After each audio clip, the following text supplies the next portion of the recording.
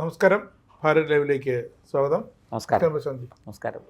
നമ്മുടെ V D സതീശനെ, മുഖ്യമന്ത്രി വി ഡി സതീശൻ, ഇനിയിപ്പോൾ അങ്ങനെയല്ലേ പറയാൻ പറ്റുള്ളൂ, മുഖ്യമന്ത്രി വി ഡി സതീശനെ ഇപ്പോൾ ചെന്ന് കണ്ടു. ചില സഭാ നേതാക്കന്മാർ ചെന്ന് കണ്ടു, ക്രൈസ്തവ സഭാ നേതാക്കന്മാർ.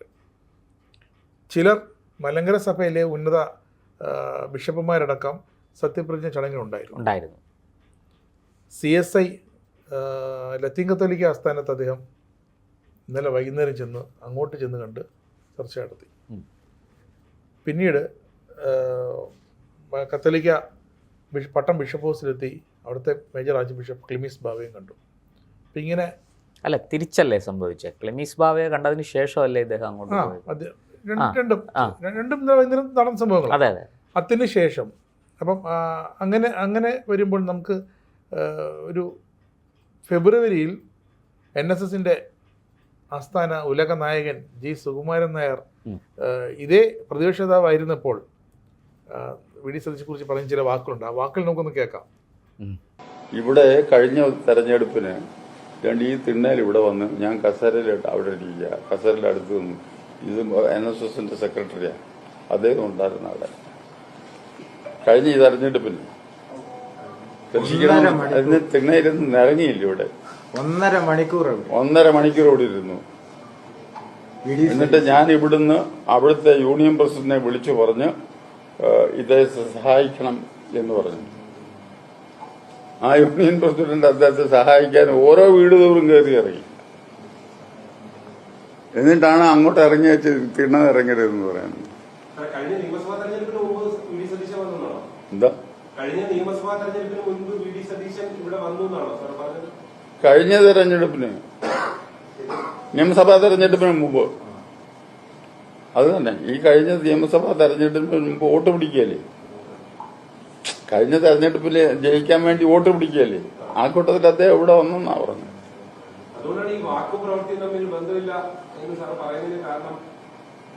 എന്നല്ലേ എന്റെ അർത്ഥം സൂചിപ്പിക്കുന്നത്. ഞാൻ പറയണോ? അയാളുടെ വാക്കും പ്രവൃത്തിയും തമ്മിൽ യാതൊരു ബന്ധവുമില്ല എന്ന് പറഞ്ഞു.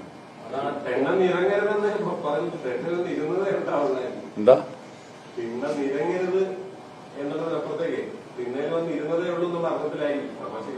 ആയിരിക്കും. അതെ, ഇവിടെ നിറങ്ങിയില്ല. ആ ആള് പോയി നിറങ്ങുക, ഓരോരുത്തർക്കും പോയി നിറങ്ങുക ഇപ്പം.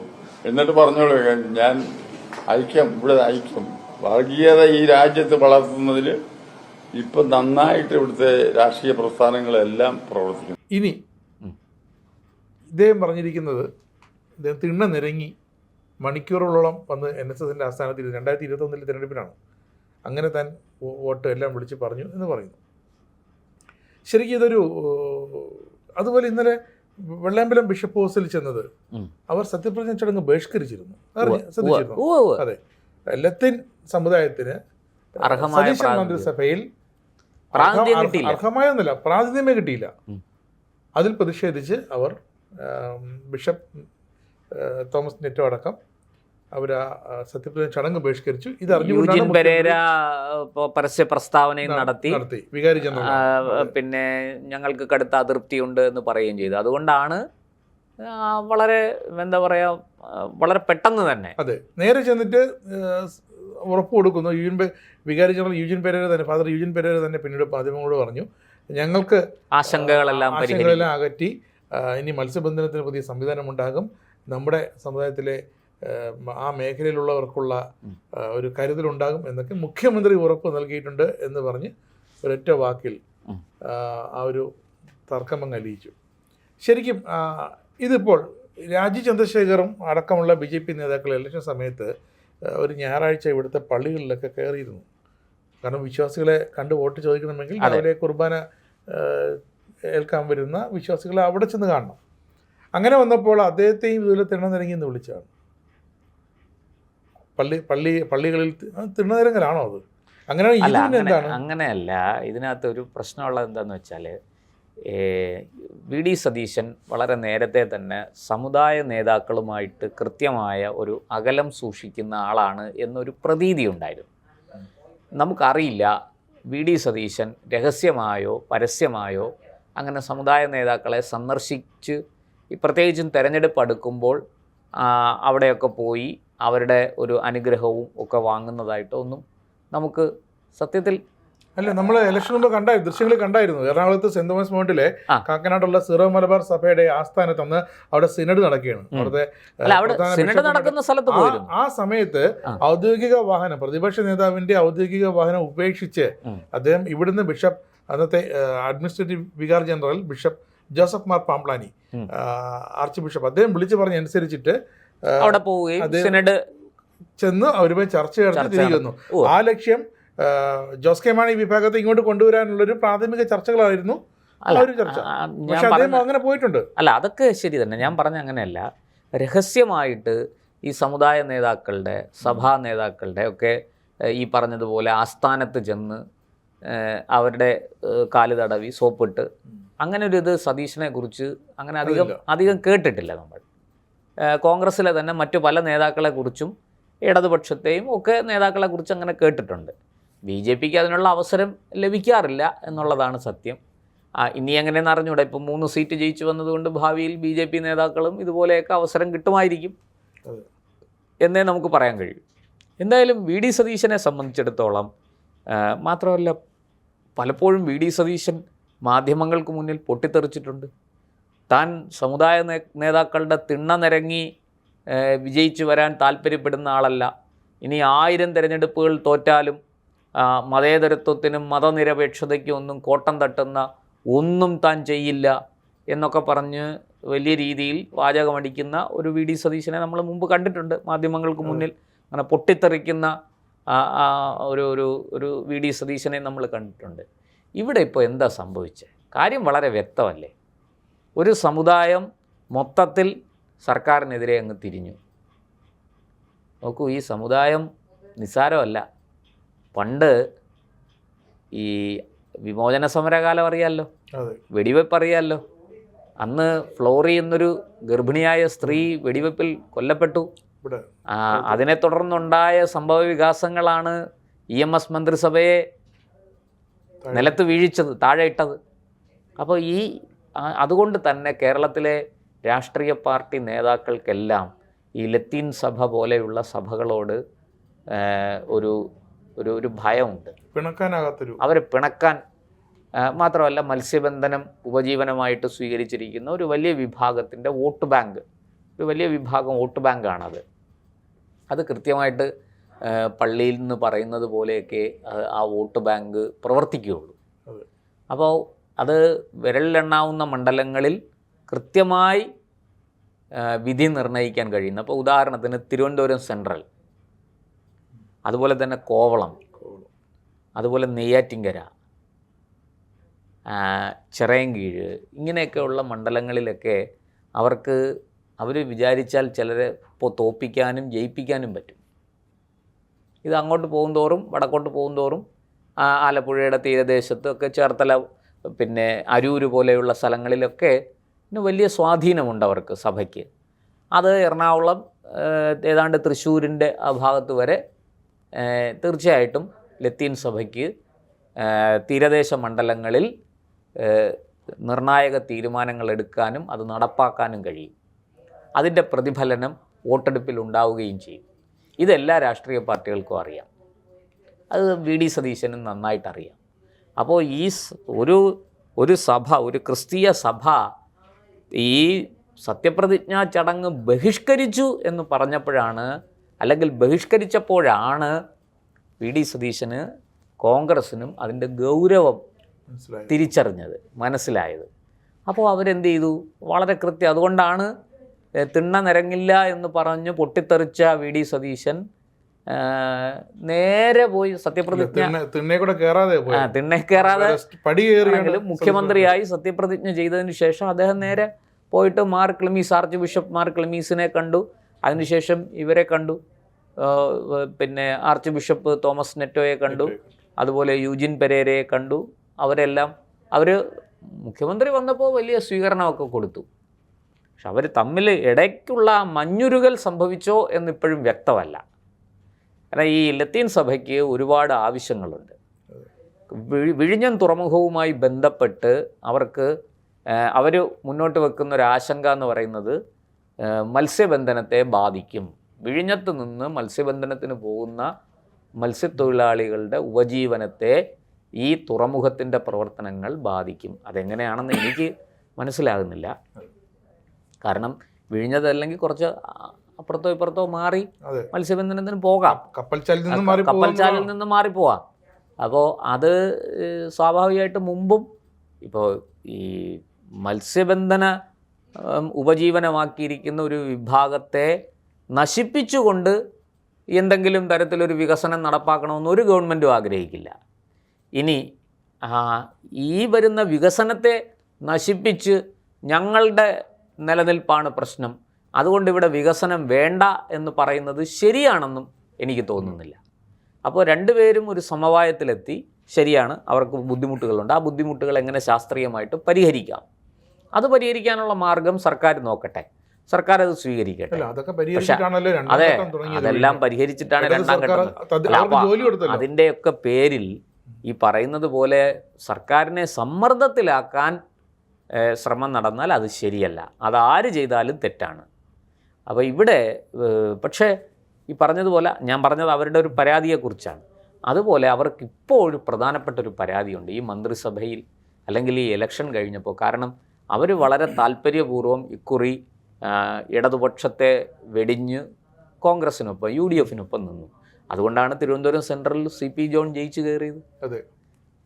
അതുകൊണ്ടാണ് കോവളത്ത് വിൻസെന്റിന് വിജയം ആവർത്തിക്കാൻ കഴിഞ്ഞത്. ജോൺ തുറമുഖ മന്ത്രിയാകുമെന്നൊരു ഉറപ്പും അവർക്ക് കൊടുത്തിരുന്നു എന്ന് കേൾക്കുന്നു.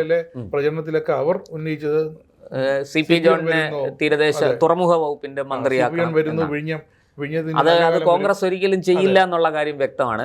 CPM-ഉം അത് ചെയ്യില്ല, നമുക്കറിയാമല്ലോ. CPM-ഉം ആ വകുപ്പ് CPM-ൻ്റെ കയ്യിൽ തന്നെ വെച്ചു, അത് ഘടകകക്ഷികൾക്കൊന്നും കൊടുത്തില്ല. കാരണം വളരെ പ്രധാനപ്പെട്ട ഒരു വകുപ്പാണ് അത്. വെറും ഒരു വാണിജ്യ തുറമുഖമല്ല, അതിനപ്പുറത്തേക്ക് തന്ത്രപ്രധാനമായ പ്രതിരോധ മേഖലയെ കൂടെ ചേർത്തുകൊണ്ട് പ്രവർത്തിക്കേണ്ടുന്ന ഒരു തുറമുഖമാണ്. അതുകൊണ്ട് തന്നെ അതിനെ അങ്ങനെ ഘടകകക്ഷികൾക്ക് കൊടുക്കാൻ ഈ കോൺഗ്രസോ CPM-ഓ തയ്യാറാകില്ല. ഇരിക്കട്ടെ. അപ്പോൾ ഇവിടെ ഈ പറഞ്ഞതുപോലെ CP ജോൺ ജയിച്ചു, വിൻസെൻ്റ് ജയിച്ചു, നെയ്യാറ്റിൻകരയിൽ ജയിച്ചു, അങ്ങനെ പല സ്ഥലത്തും ഈ UDF-ൻ്റെ സ്ഥാനാർത്ഥികൾ ജയിച്ചതിന് ഞങ്ങൾക്ക് വലിയ പങ്കുണ്ട്, ഞങ്ങളാണ് ജയിപ്പിച്ചത്, ഇങ്ങനൊരു അവകാശവാദം ലത്തീൻ സഭയ്ക്കുണ്ട് എന്നുള്ള കാര്യം എല്ലാവർക്കും അറിയാം. CP ജോണിനെ മന്ത്രിയാക്കി, പക്ഷെ അവർ ഞങ്ങളുടെ അക്കൗണ്ടിൽ നിന്നല്ല എന്ന് പറയും. ഞങ്ങൾ വോട്ട് ചെയ്തു എന്ന് പറയുന്നുണ്ട്, പക്ഷെ CP ജോൺ ഞങ്ങളുടെ അല്ല, CP ജോൺ സമുദായക്കാരനല്ല. പണ്ടും നമുക്കറിയാമല്ലോ, പണ്ടും ലത്തീൻ സഭ ആർക്ക് വേണ്ടിയിട്ടാണ് വാദിച്ചിരുന്നത്? പ്രൊഫസർ KV തോമസിന് വേണ്ടിയിട്ട് അവർ വലിയ രീതിയിൽ തെരുവിൽ വരെ ഇറങ്ങിയിട്ടുണ്ട്, അല്ലേ? തീർച്ചയായിട്ടും അദ്ദേഹം ജയിച്ചത്, എറണാകുളത്ത് നിന്ന് MP ആയത്, പിന്നീട് മന്ത്രിയായതൊക്കെ ആ ഒരു ഇതിലല്ലേ. എറണാകുളം കോർപ്പറേഷനിൽ ഇപ്പോഴത്തെ എങ്ങനെ ആരാണ് അവിടെ സ്വാധീനം ചെലുത്തിയത്? ദീപ്തി മേരി വർഗീസിന് വന്ന അവസരത്തെ ആരാണ് തട്ടിത്തെറിപ്പിച്ചത്? ഇതൊക്കെ എല്ലാവർക്കും അറിയുന്ന കാര്യങ്ങളാണ്. അപ്പോൾ സഭ ചോദിക്കുന്നതെല്ലാം കോൺഗ്രസ് കൊടുക്കുന്നുണ്ട്, കൊടുക്കാതിരിക്കുന്നില്ല, കൊടുത്തോണ്ടിരിക്കുകയാണ്. എന്നിട്ടും ഒരു കോർപ്പറേഷൻ കൊടുത്തു. എന്നിട്ടും ഇങ്ങനെ ഒരു ബഹിഷ്കരണം നടത്തിയപ്പോൾ സത്യത്തിൽ കോൺഗ്രസ് ഭയന്നുപോയി, VD സതീശൻ ഭയന്നുപോയി. അതുകൊണ്ടാണ്, കാരണം ഈ തുടക്കത്തിലേ ഇതിനെ പരിഹരിച്ചില്ലെങ്കിൽ ഈ അസ്വാരസ്യം വളരും. ഈ ലത്തീൻ സഭയുടെ ഒരു സ്വഭാവം അനുസരിച്ച് ശത്രുവായാൽ അവർ കണ്ണും പൂട്ടി അടിക്കും, വലിയ മാരകമായ രാഷ്ട്രീയ പ്രഹരം കൊടുക്കും. അത് മറ്റാരെക്കാളും നന്നായിട്ട് കോൺഗ്രസ്സുകാർക്കറിയാം, VD സതീശനറിയാം. അതുകൊണ്ട് തന്നെയാണ് അദ്ദേഹം സത്യപ്രതിജ്ഞ കഴിഞ്ഞ ഉടനെ കുടുക്കെടുത്ത് നേരെ പോയി ആദ്യം ഈ ആർച്ച് ബിഷപ്പ് മാർ ക്ലെമീസിനെ കണ്ടു, തൊട്ടു പിന്നാലെ എന്നാണ് ഞാൻ മനസ്സിലാക്കുന്നത്. ഇനി അല്ല തിരിച്ചാണെങ്കിൽ ക്ഷമിക്കണം, എല്ലാ ഒരു ദിവസമായിരുന്നു. എന്തായാലും ഈ രണ്ടുപേരെയും കണ്ടു, ലത്തീൻ ആർച്ച് ബിഷപ്പിനെ കണ്ട് പ്രശ്നം പരിഹരിച്ചിട്ടുണ്ടാകും. പക്ഷേ ഇതൊരു സമ്മർദ്ദമാണ്, കോൺഗ്രസ് ഇതിന് വഴങ്ങാൻ പാടില്ല എന്നുള്ളതാണ്. നോക്കൂ CP ജോണിനെ മന്ത്രിയാക്കി, സാമുദായിക പരിഗണനയല്ല, CP ജോൺ എന്ന വ്യക്തിയുടെ കഴിവിനെ അടിസ്ഥാനപ്പെടുത്തിയാണ് അദ്ദേഹത്തെ മന്ത്രിയാക്കിയത്.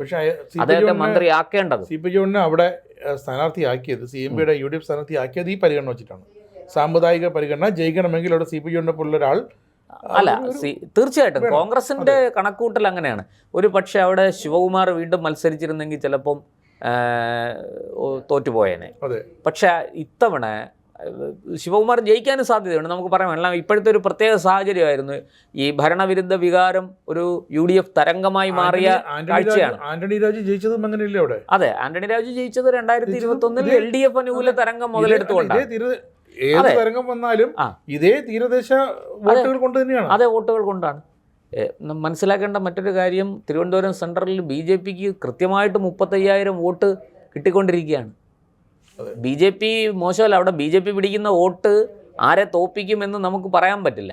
അതും കൂടി മുന്നിൽ വെച്ചുകൊണ്ടാണ് BJP ഇത്രയും വോട്ട് പിടിക്കുന്നു, അതുകൊണ്ട് ഞങ്ങളുടെ വോട്ട് നിർണായകമാണ്, ഞങ്ങളുടെ വോട്ട് കിട്ടുന്ന ആളെ വിജയിക്കുകയുള്ളൂ എന്നൊരു സമ്മർദ്ദവും ലത്തീൻ സഭ ഉയർത്തുന്നുണ്ട്.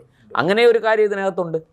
അപ്പോൾ നമ്മൾ മനസ്സിലാക്കേണ്ടത് CP ജോണിനെ ഇത്തവണ എങ്ങനെയും ജയിപ്പിച്ച് മന്ത്രിസഭയിൽ കൊണ്ടുവരണമെന്നുള്ളത് കോൺഗ്രസിൻ്റെ ഒരു അജണ്ടയായിരുന്നു. കാരണം അദ്ദേഹത്തെ പോലെ മിടുക്കനായ ഒരാൾ മന്ത്രിസഭയിൽ വേണം. അദ്ദേഹം നേരത്തെ ആസൂത്രണ കമ്മീഷൻ ഒക്കെ ഇരുന്നത് നമുക്കറിയാം. അദ്ദേഹം മികച്ച പ്രവർത്തനം കാഴ്ചവെച്ച ഒരാളാണ്.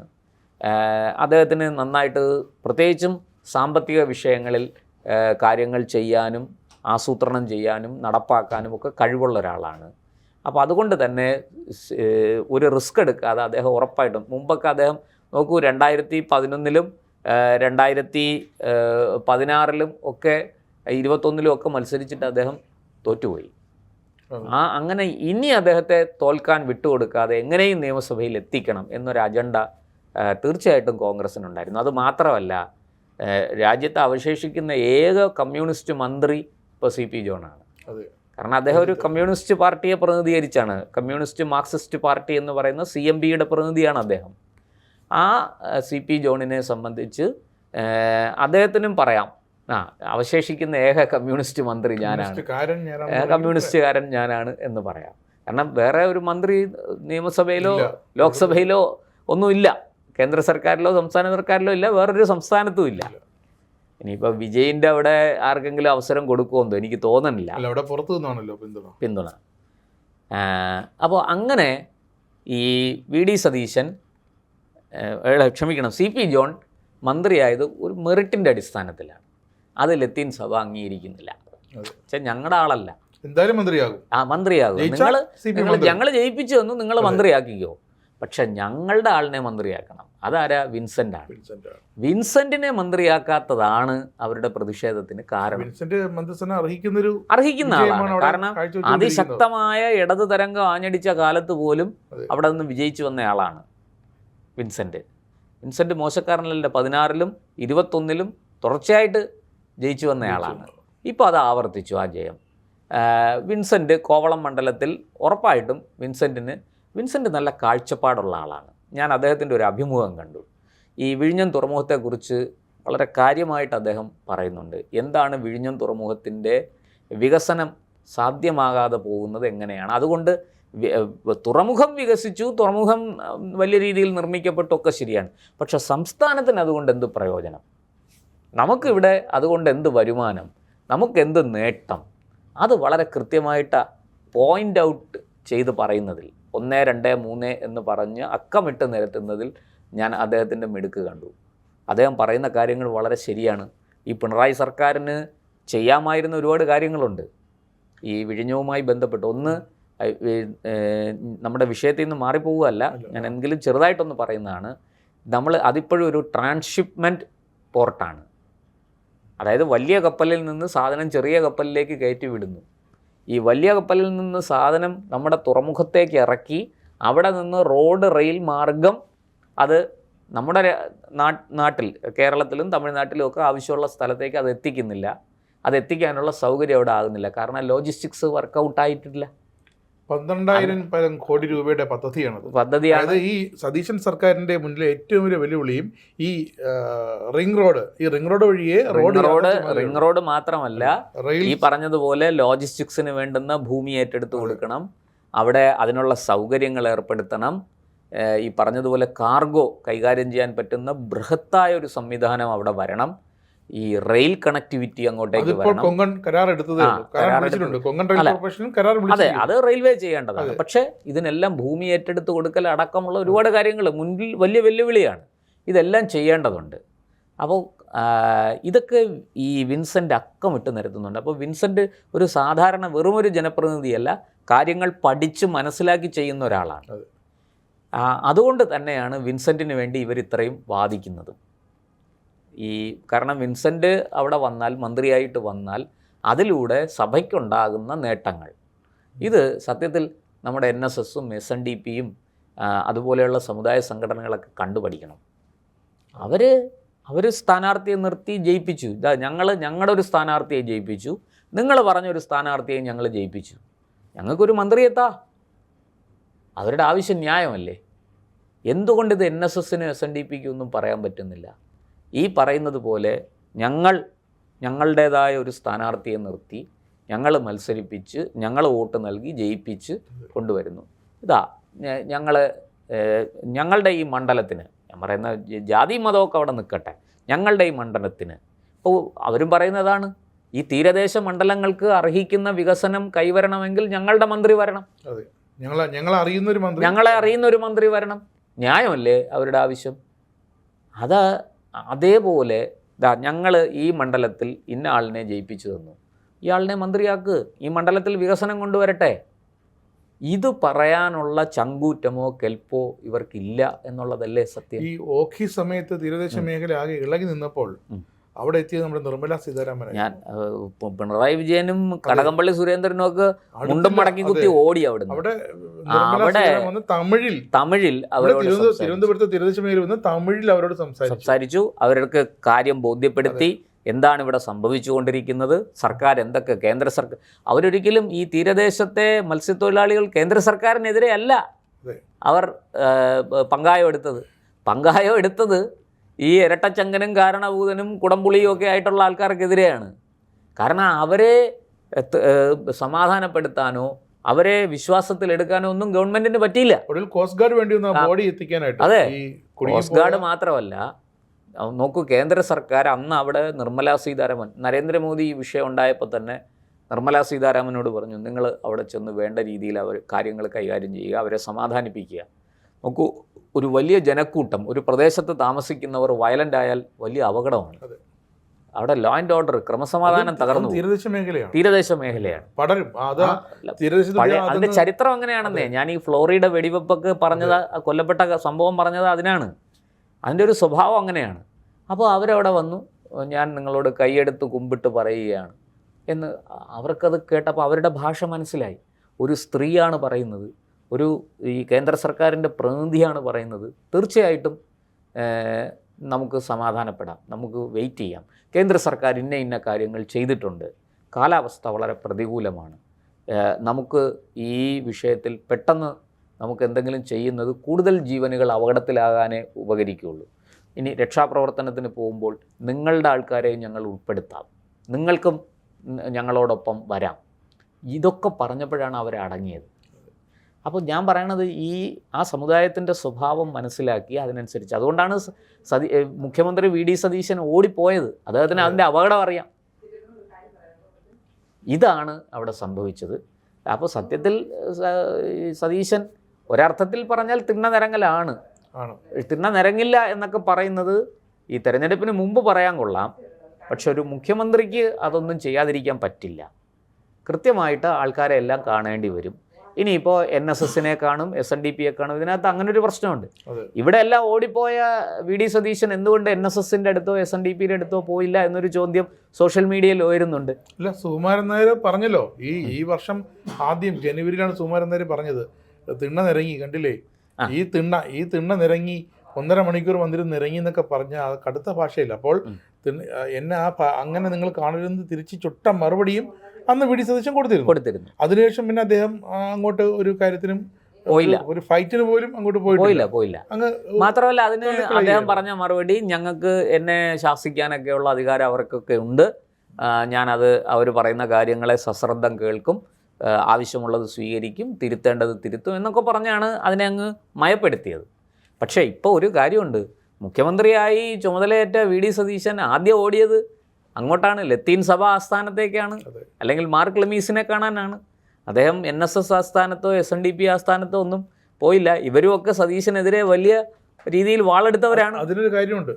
ഈ സതീശൻ NSS ആസ്ഥാനത്തോ വെള്ളാപ്പള്ളി നടേശനെ പോയി കണ്ടാൽ അത് അടുത്ത നിമിഷം അത് മാധ്യമങ്ങളിലൂടെ പുറംലോകം അറിയും. ഇന്നലെ പോയി കണ്ട ക്ലിമിസിനെ കണ്ടാലും അല്ലെങ്കിൽ അല്ല, അതിപ്പോൾ കേരളത്തിൽ ഒരു സ്വഭാവമുള്ളത് എന്താണെന്ന് വെച്ചാൽ, പിന്നെ പണക്കാട് തങ്ങളെയോ ലത്തീൻ ആസ്ഥാനത്തോ അല്ലെങ്കിൽ ഈ പറഞ്ഞതുപോലെ നമ്മുടെ ക്രിസ്ത്യൻ സഭകളുടെ ആസ്ഥാനങ്ങളിലോ ഒക്കെ പോയാൽ അതൊക്കെ മതേതരമാണ്. അതേസമയം NSSൻ്റെയോ SNDPയുടെയോ പിന്നെ KPMSൻ്റെയോ ഒക്കെ ആസ്ഥാനത്ത് പോയാൽ അത് വർഗീയമാണ്. അങ്ങനൊരു നരേറ്റീവ് കേരളത്തിലുണ്ട്. അത് പക്ഷേ VD സതീശൻ അതിനെയൊന്നും വകവയ്ക്കില്ല എന്നാണ് എനിക്ക് തോന്നുന്നത്. എന്തായാലും നമുക്ക് കാത്തിരുന്ന് കാണാം. കീഴ്വഴക്കങ്ങളൊക്കെ തീർച്ചയായിട്ടും എങ്ങനെയാണോ മുമ്പുണ്ടായിരുന്നത് അതൊക്കെ കുറേയൊക്കെ പാലിക്കാതെ മുന്നോട്ട് പോകാൻ, കോംപ്രമൈസ് ചെയ്യാതെ മുന്നോട്ട് പോകാൻ ഒരു മുഖ്യമന്ത്രിക്കും സാധ്യമല്ല, VD സതീശനും സാധ്യമല്ല.